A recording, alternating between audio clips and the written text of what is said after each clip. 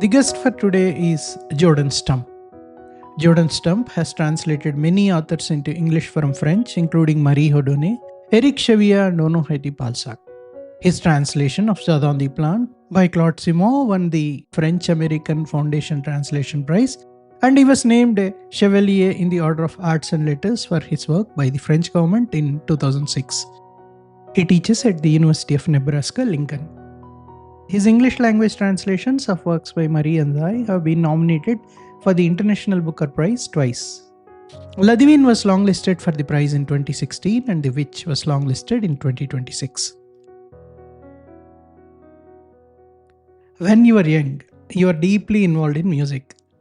Tell me, how did the transition from the music to literature happen? What an interesting question. I actually can pinpoint this almost to the day that I discovered music. And it's also sort of tied together with my discovery of, if not translation, at least a foreign language. When I was a child, my parents were professors, and so when I was 11 years old, my father had a sabbatical year. My mother was working on, or actually finishing her dissertation. And so we had a year in Paris, and that was where I first learned French. And that was also the first time that I read a book a grown-up book that really meant something to me, and that was Oliver Twist. That was by Charles Dickens. That was just I felt like I had discovered a new world, and I became sort of obsessed with that book. I actually, at 11 years old, decided that I was going to try to translate Oliver Twist into French. And so I think I might have done one page, and I'm sure it's completely incoherent, but it was an attempt, and it was sort of so that year was very important to me because I discovered French, and I discovered a foreign language. I discovered literature. And then at the same time, my father brought a record player, and to test it out, he put on a record of a piece by Rimsky-Korsakov, the Russian composer, the Russian Easter Overture. And I was electrified the moment I heard that. It's kind of a silly piece, really, but I was completely enthralled by that piece. And so there began another obsession, which was, for me at the time, classical music. And that became essentially all I cared about. Oliver Twist and reading kind of slowly went back into the background, and my dreams of becoming a world-famous composer of the sort that did not exist anymore, that became my main obsession, And so, and that sort of continued over the years. I became eventually more interested in jazz, and then I became more interested in rock, and then particularly punk rock, and then electronic music. It evolved a lot, and was continually evolving until I was in college and took a French class simply because I had to have a language class of some kind, and sort of rediscovered French. And particularly the next semester, I think I took a French literature class, and I was completely enthralled with French literature. And so that was this is this slow glacial movement of my interests, from shall we say 1971 to 1984, I was mostly interested in music, and then starting in 1984, I became mostly interested in French literature. Now, how do you draw a parallel between the act of listening to music and the experience of reading and enjoying literature? For me, it is so very much the same thing. People look at me funnily when I say this, but I am not an intellectual. Ideas are not really my main interest. My main interest is, I suppose, what one might call melody, and obviously in music that exists in one form, and it can exist in 1,000 different forms. So, and in literature too, what I'm interested in is the same way that listening to music might give you a kind of a visceral, physical reaction, and sort of fill you with an emotion that comes from nowhere other than, the music. to me, reading does the same thing, not so much because of the ideas, but because of the way that those ideas are expressed. I love the shape of a sentence. I love the shape of a chapter or a book, and in the same way that I can love the shape of a movement of a Beethoven symphony, for instance. The two are really, to me, it's they're never the same pleasure, obviously, and it's never the same intellectual experience, but they are closely intertwined. We know people who have studied music enjoy listening to it more deeply, understanding all the nuances. Now, as a professor of literature, what do you suggest to help someone become a better reader? Oh, I wish I knew the answer to that question. No, Jordan, it's a serious question. It is. It's a very hard question because No, the reason I asked you, some books and certain writers who are highly regarded, when I read them, I struggle to understand why they are so. And I believe I need to develop as a reader a lot. I'm not talking about the themes here, but I understand as readers we get connected to certain themes and some we don't. anybody who denies that experience, who denies having that experience, is not being truthful to themselves or to other people. For instance, I have an endless respect for Marcel Proust. Reading him does not particularly bring me pleasure.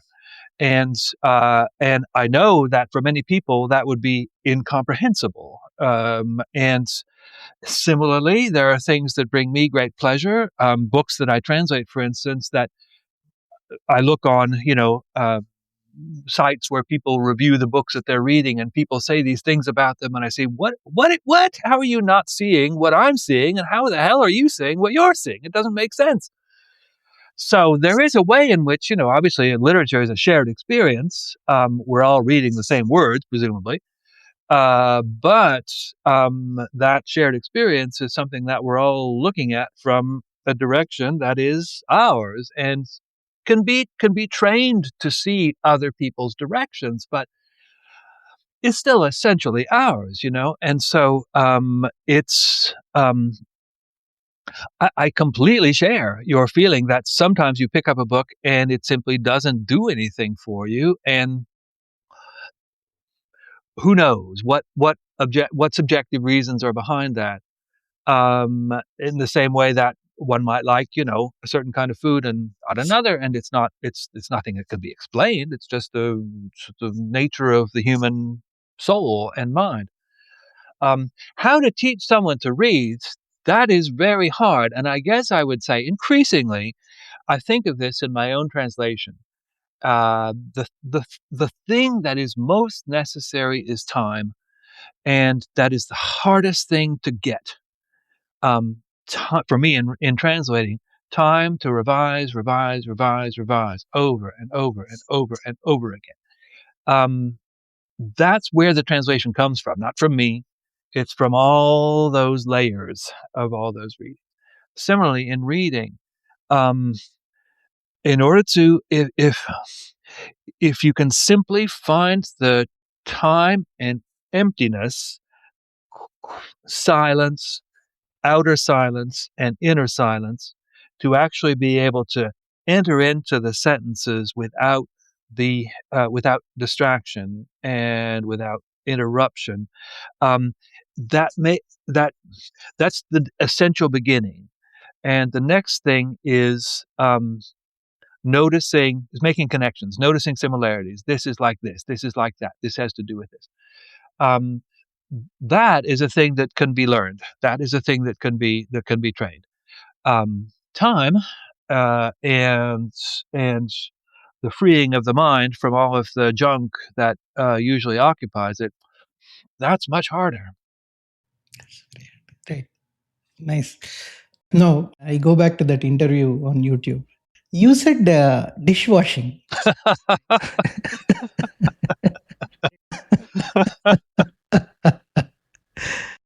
In that interview, you compared teaching to dishwashing, noting that both provide pleasure because you are making something better. Do you view literary translation too in the same way? Really good question. I certainly see my own revisions in the same way. I always start out with a very bad rough draft, and then I work and work and work and work. And it is the same thing. I'm taking essentially garbage and slowly, hopefully, trying to turn it into something that is, that is not garbage. I won't go any further than that. Translation itself, the idea of translation, I think still follows probably that model, because one reason to translate, this is actually not my main reason, but one reason to translate is that there is art, there is beauty, there are ideas, there is something out there that people I know do not have access to because they don't speak the language. And so I'm doing something by translating. I'm doing something for those people. I'm giving them access to this thing, and I'm also doing something for the text. I'm giving it a life that is, has more dimensions now than it had before. And so there too, you're taking something that is what's the word? You're taking something that is an imperfect situation, and you're trying to perfect it. So actually, I never thought about it before, but they actually are very similar. So everybody should be a dishwasher at some time in their life. That's the next way to learn how to read is be a dishwasher.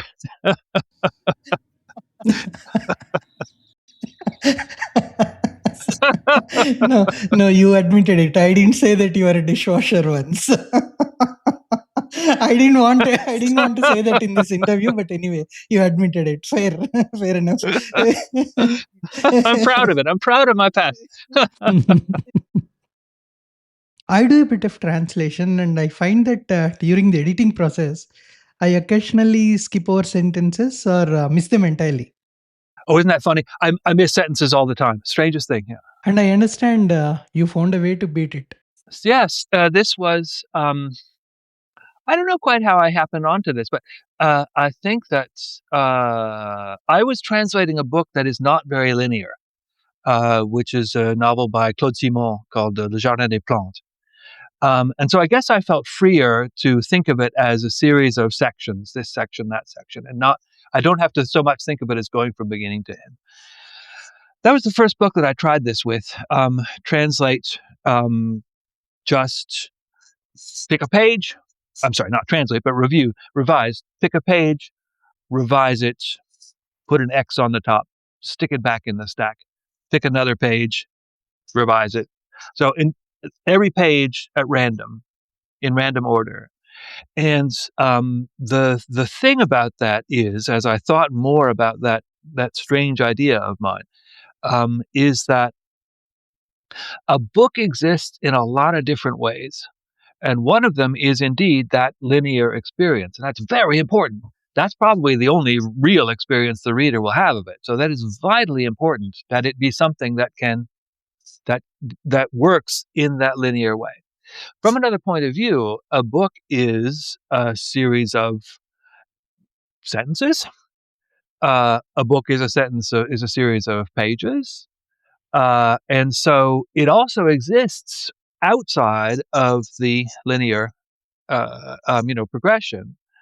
And so it's kind of interesting to look at a piece of text outside of the flow, because then you will often see things, or a phrasing will occur to you that for whatever reason didn't really occur to you before, because, as you were saying, you were kind of caught up in the flow of the thing.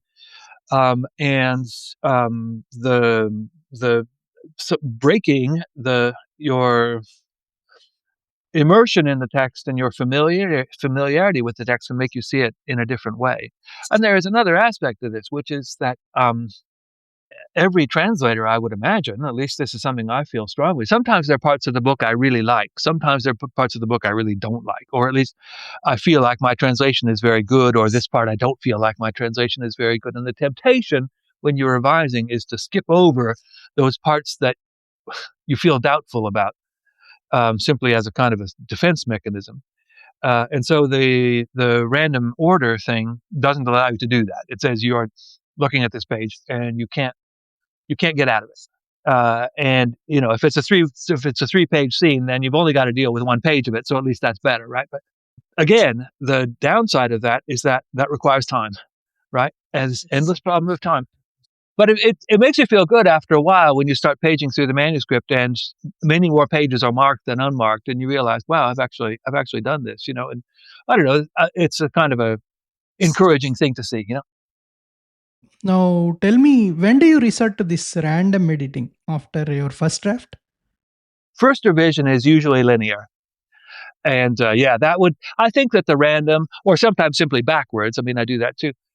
That's much later, much later, because the reader's experience is going to be linear, and the most of the way that the book exists is linear. Yeah, I was wondering about the same thing. A reader expects prose to maintain a uniform tone throughout the book, right? Absolutely, very, very important. Yeah, and so that's a danger of the random things, that you might suddenly you have a page that has a different tone, and you don't want that. And of course, another of the great problems, this is one of my terrible problems in translation, is repeated words that I don't realize I'm repeating, And so if you, again, the linear thing is very, very important to be able to get those, to hear those. And that's actually the final step for me is, I have my wife who is very generously reads the translation aloud to me while I follow along in French. And so that way I can find missing sentences orally. That's another way, of course, in which the text exists. And so we can hear repetitions or phrases that just fall flat, etc. So that's also really important, to be to try to experience the text in as many ways as you possibly can. Other than, you translated some famous authors. Other than that, you are really known for picking up some rare voices. Tell me what draws you to these writers. I don't believe I would ever be interested in translating a book in which the narration wasn't in one way or another distinctive or eccentric or idiosyncratic. I like good writing like anybody else, but sort of standard, solid, good writing does not thrill me in the way that a voice that I have to really work to understand, I guess. Is that what I'm saying? No, I don't think I'm saying that. A voice with a real personality of its own, that gets me much more.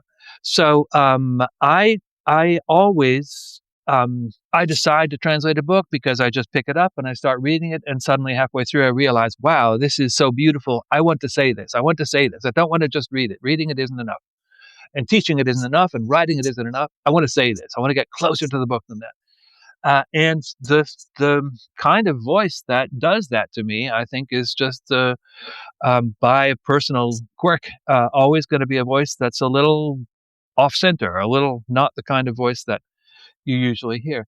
That said, I don't.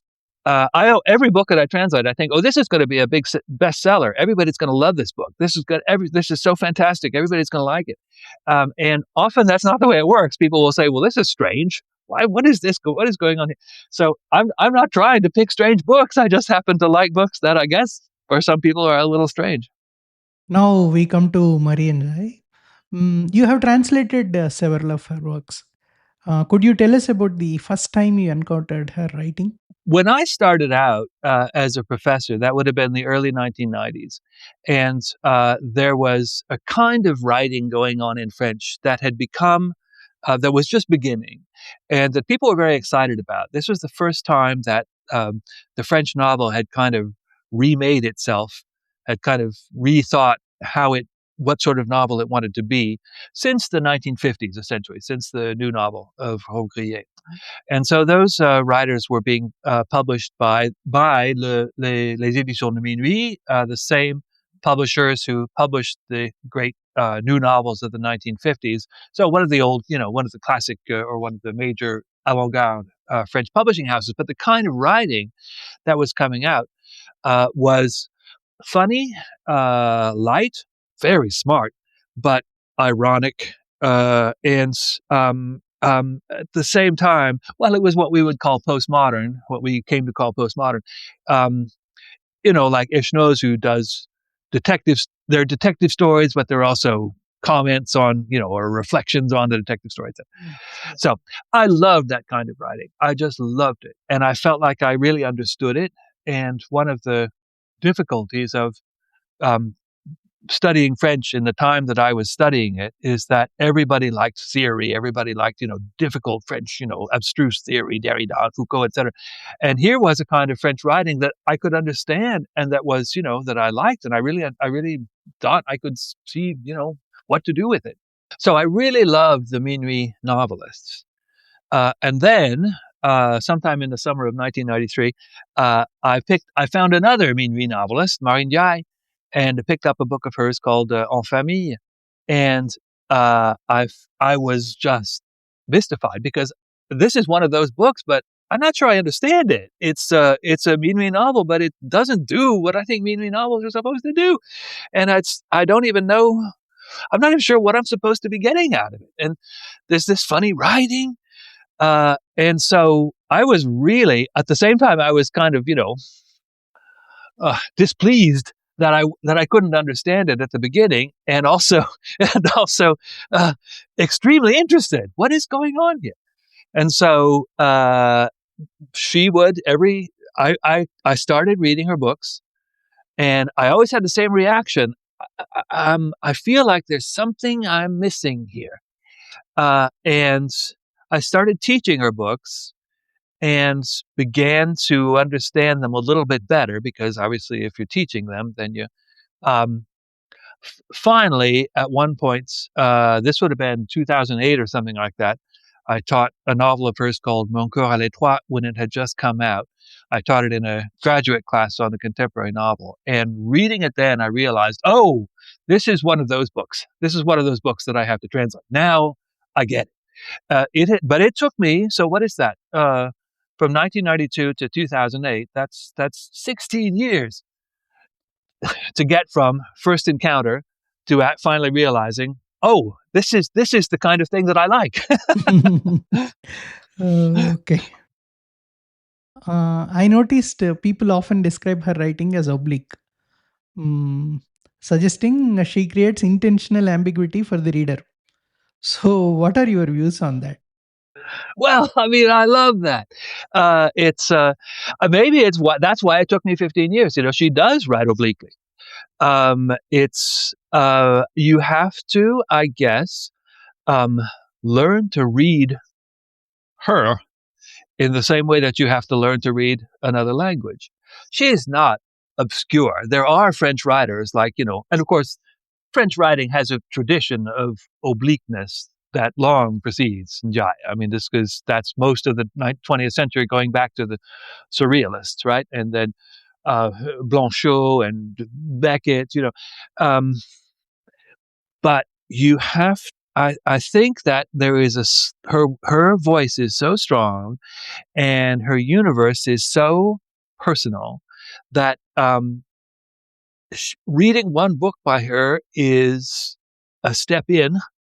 But in order to really understand her, I think you have to slowly get used to this world, both physical and verbal, that she creates. The one thing that I would say is that in the midst of all that, what her books are about largely is loss and disappearance and absence and abandonment and aloneness. So that's what's going on here, and many of her other books talk about that, the kind of that feeling of simply being dropped by the world. And it's more complicated than that because in other books like that, it's the lead character who has somehow turned against something that they actually are, etc. But there is a kind of very, very basic human terror, the terror of abandonment and loss, that is at the heart of this. And then there are questions of style and of imagination on top of that. But at the bottom is something that I think we all share. That's terror of somehow everything that I have simply being taken away from me. When you talk about obligating, normally when you translate, normally any translator will have a tendency to clarify things for the reader. Absolutely. Yes. So this kind of writing, when you translate, how do you deal with that? That is the central question. And I would say too that there is another layer, which is that editors, publishers, are also largely interested in not confusing readers, and so they will often try to simplify. Right. So there's essentially there's several levels there, and and particularly, I mean, something that this is, I think, a mental illness of American publishers. They are terrified of making it known to the reader that this is a translated book, because well, we're Americans. Okay. We don't deal that well with foreign cultures, and so sometimes you have to change wording just because they think this looks too foreign. But that is absolutely the central concern at all times. As a translator, you have a duty to the book. My duty is to let the book be the book. You're publishing. You also have, to some degree, a duty to the reader. And I don't want the reader to say, I'm not going to read this, because in that case, what have I accomplished? So there's this terrible balance that you've got to strike between preserving the sometimes obscurity or ambiguity of the book, and not asking the reader to tolerate a kind of ambiguity that they're going to have difficulty tolerating. And again, to me, this is the vital importance of revision, because I see this happening, that often my first draft is usually literal. And then the second draft, I will go back and say, I'm going to clarify this. And then another draft, I might go back, because I'm always thinking about not only does this make sense to a reader, but does this sound like what I think the book sounds like? And so in other drafts, I will go back and I will realize, oh no, I made that too clear. I have to do something here. Because you're absolutely right that there is this temptation to make the reader understand. And the only way to attenuate that is to give yourself the time to rethink sometimes that first desire, that first impression. Now we come to the novel The Witch. For the listeners who have not yet read the book, would you please introduce it? So this novel comes from 1996. This is actually an earlier novel of hers. It's about a witch, a woman who is a witch, but she's not a very good witch. She has a very small talent, which is that she can see bits of the future, just tiny bits, or sometimes bits of the past, just tiny bits, and sometimes even bits of the present. She can see this. This is a gift, but in her family, she is her ancestry. She is probably the weakest witch that ever was, because this is really all she can do. Just these tiny, tiny glimpses that don't really amount to much. But witchcraft is part of her family, and she has to pass it on to her daughters. She has two twin girls, and when they turn 12 years old, she has to teach them about the mysteries of witchcraft. And they're 12-year-olds in the mid 1990s. They're not particularly interested in all this witchcraft stuff. It seems old-fashioned and weird and lame to them. But they patiently listen to the lessons, and they learn to see. And you can tell when somebody has had a glimpse, because they cry tears of blood. They learn to see, and they think, well, this could be useful, I guess. The narrator of the story is a very, she's a witch, but she's also a very ordinary suburban housewife. She lives, her husband works in a timeshare kind of a club. And her concerns largely are what she wants more than anything is to hold her family together, and it's falling apart. Her husband, I'm not going to tell the whole story here, but her husband leaves her. Her parents have split up, and she really wants them to get back together. And then her daughters, having learned the mysteries of witchcraft, are becoming increasingly independent and increasingly not there. They seem to have a strange gift for transformation, which I will leave to your readers to discover. But it's a story of a woman who is really trying to keep her family together when everything seems to be pulling it apart. It's very sad. It's also extremely funny. And her neighbor, she has a hideous neighbor, Isabelle, who is one of the rare examples of a truly, I don't know, sort of villainous person in Jaya. But even her villainy is not particularly bad. She's just kind of a scoundrel. It makes me laugh. It ends in the typical Jaya fashion of ending very abruptly. There's a sort of a kind of an audacity to the way she writes sometimes, but it has these moments of tremendous beauty and tremendous just sadness. Just kind of sympathy for Isabelle's poor child, for instance. Right, a beautiful, beautiful book. I go back to that oblique writing. Regarding that oblique style, I found that giving the main character very limited power worked wonderfully in the novel. Based on the title, I was expecting her to be powerful, but 20 pages in, I realized her limitations.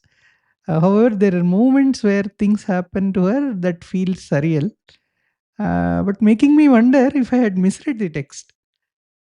Yes, very true. There's a moment I love in there when, so as is often the case in these early books, Njai does not discuss questions of race, and in fact, her characters presumably are white, and the later on, her own mixed heritage of Senegalese and French would become an important part of her writing, and questions of what it is to be black in France, etc.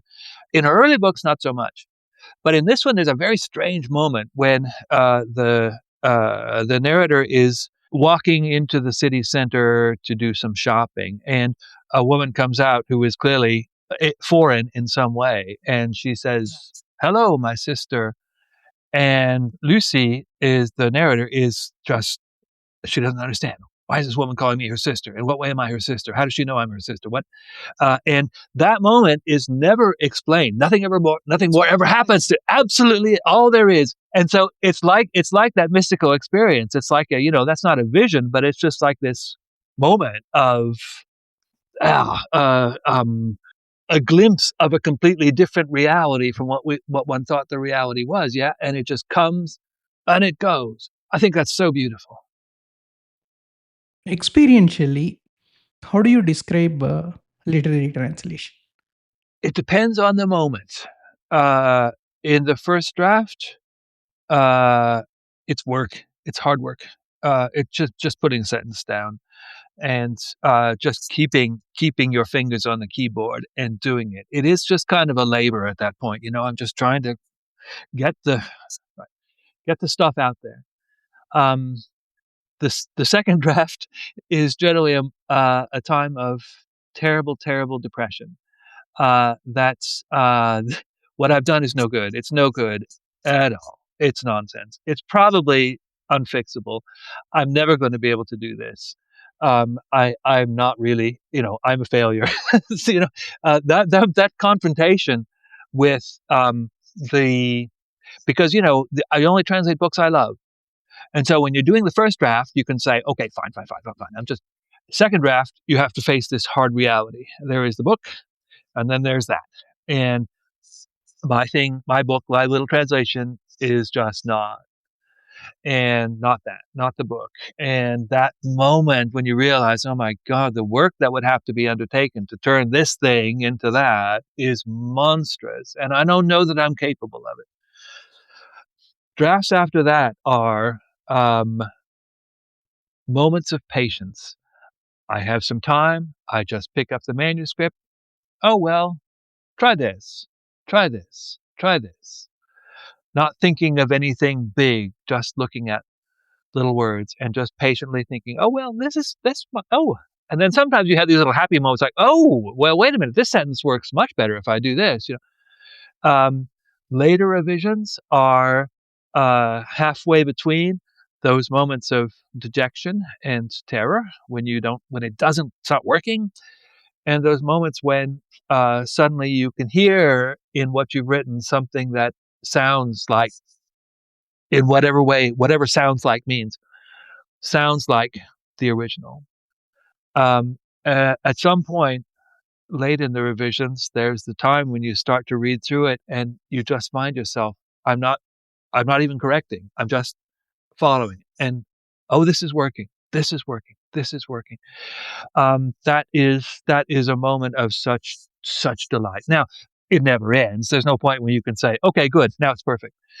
You always have to go back and look at it again. And even after it's published, you'll often say, why did I say that? Oh, I could so easily have said this other thing. Stupid. It never ends.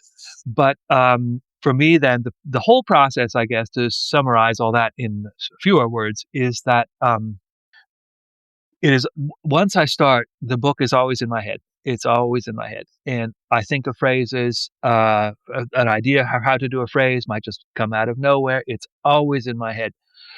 And continually thinking about what the voice sounds like, but also how might I do this phrase, etc. It's always going on. And it's a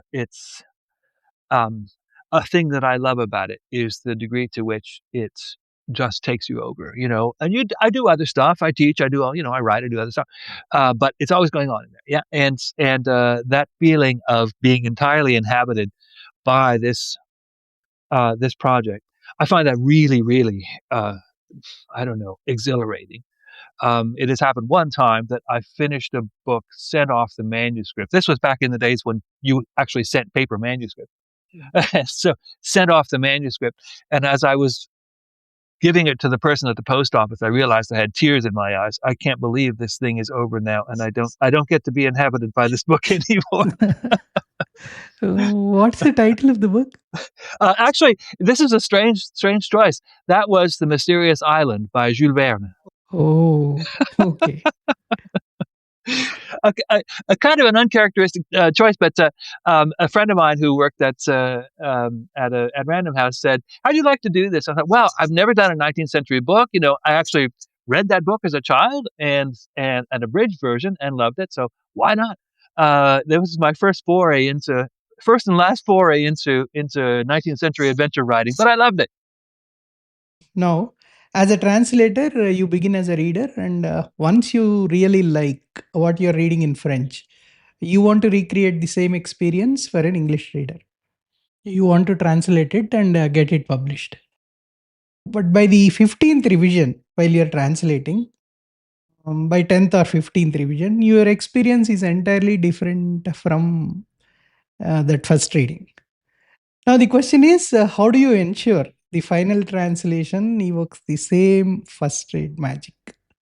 Very, very true. That is profoundly true. And actually, this is why I have my wife read through what I've written, because she has not read the original.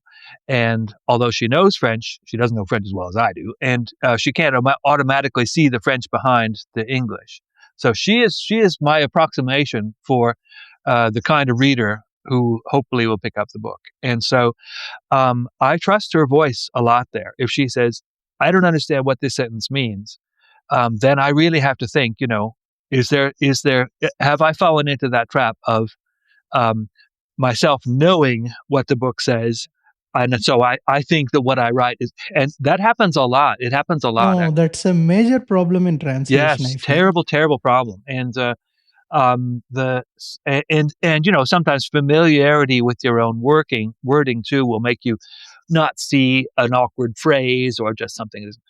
So another person is really very, very, very important. And my wife is an extremely sensitive and intelligent reader, and so that makes it even better. But I would be afraid, I think, to send off a book without having somebody else, before I actually send it to a publisher, somebody else look at it and say, this works for me, because if not, then you have to do more work. Now, to conclude, would you please read a passage from the novel in French? So, NDiaye is known for her sort of long looping sentences, and I've tried to pick apart. This is from the beginning of part 2. That is an example of that. Une fois rentré chez nous, dans notre belle maison aux murs sonores, il m'a paru que si je voulais non pas sauver mon père d'une incubation honteuse, mais l'amener le 12 juin dans la petite chambre de l'hôtel de la plage, et qu'il passa 2 jours à reconnaître avec ma mère la grande absurdité de leur séparation, il me fallait sans tarder faire un saut à Poitiers afin de récupérer les 120 000 francs. J'avertis donc la maman de notre visite, puis je repris le train en compagnie de Modélise.